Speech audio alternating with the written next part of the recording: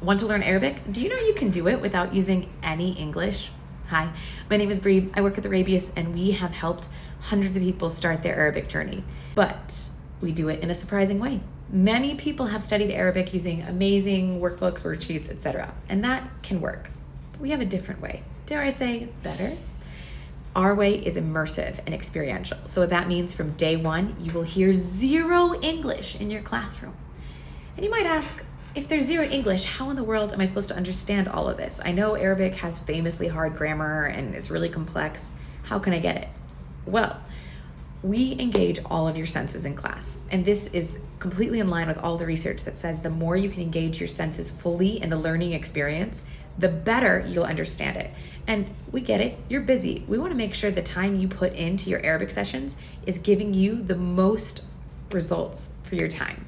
And so our whole program is built this way. Our guides are trained in how to explain things to you without using English. So how do they do that? Well, lots of ways. First, if you're learning the verb to stand, you will be standing. Same for sitting and any of these things that you can do physically, we will have you engage your physical senses.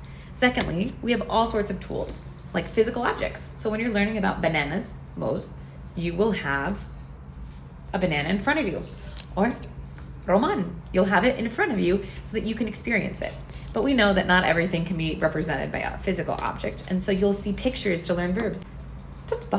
And so you can experience all these different nouns that way. Plus, Arabic grammar often relies on who are you talking to? Is it a male? Is it a female? How many people, etc. will determine the way you conjugate the verb. Well, that is where Ali and Noura come in. Marhaba, kayfik.